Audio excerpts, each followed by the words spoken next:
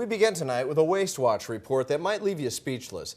The average family, as you might know, struggles to make ends meet on about $50,000 a year. Yeah, times are very tough right now for everyone, but would you be outraged if you knew that someone earning less than $28,000 a year by working is legally entitled to more than $80,000 a year in assistance? That's nearly double the average income, and we are paying for it with our tax dollars. CBS 21's Chris Papst live tonight with the Dauphin County Mobile Newsroom in Harrisburg. He looked into this for us. And Chris, your investigation found dozens of government programs paying out thousands, and it's all legal.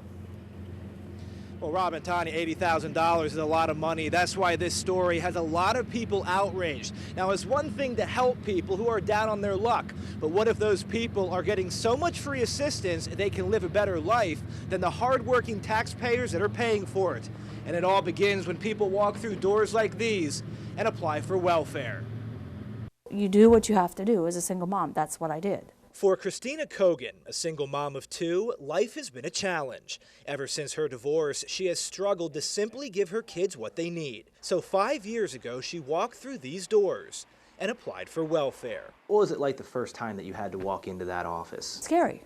You're dependent on other people. What if that assistance wasn't there for you? I don't know what I would do, to be honest. I mean, it's critical for a lot of people. So critical, Kogan is still collecting. The Lancaster native is in nursing school and hopes to one day free herself from the system.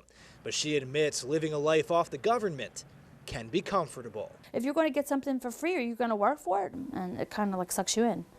They feel like they're hopeless. They feel like they have no alternative. The welfare system sucks you in. Yeah.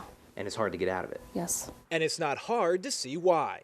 For this story, CBS 21 researched what government programs are available to a single mother of two, making $19,000 a year. And what we found was incredible.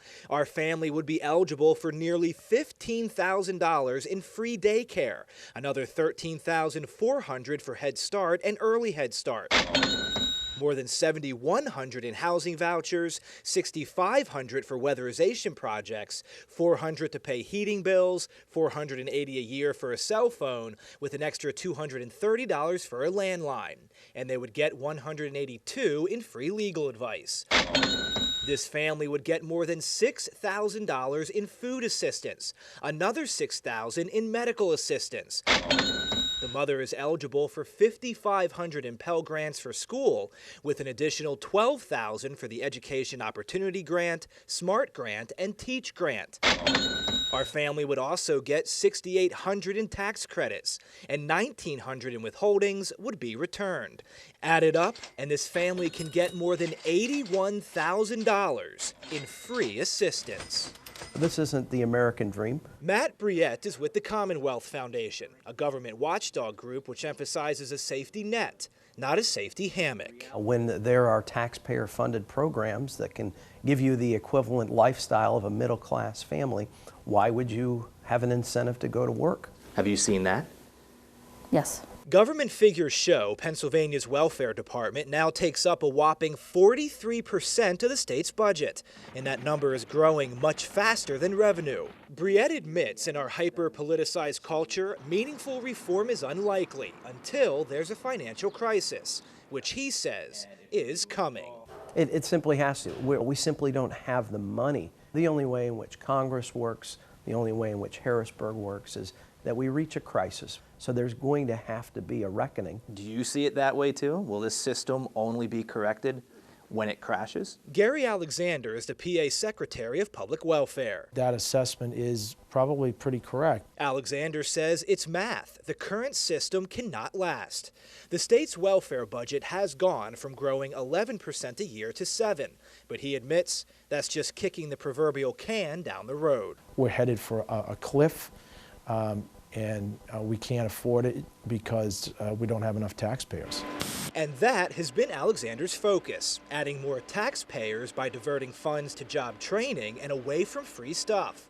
But he says many necessary reforms can't be made due to regulations from Washington. Plus, the political desire isn't there because we the people aren't demanding it. We need to look at what we're spending right now, all of the programs that we're offering, in the same way that you've done, and we have to say what is absolutely necessary. If we're not careful, the system will crash, and maybe if it does crash, maybe we'll finally wake up. I mean, I don't know what the answer is. I'm telling you, there's more issues out there. But you think there is an answer? Yeah. We just need to find it. Yeah. That's what your story's about. We need to find it. Now, the programs that we highlighted in this story are not the only ones that are available. They're just the ones that our single mom of 2 kids making $19,000 would be eligible for. Now, if you would like to see an itemized list of all the programs that we used to get to that $81,000 number, all the food assistance programs, all the medical assistance programs, you can head to our website, cbs21.com, click on this story. It's all there for you to look at. Live with the Dauphin County Mobile Newsroom in Harrisburg, Chris Papst, CBS 21 News.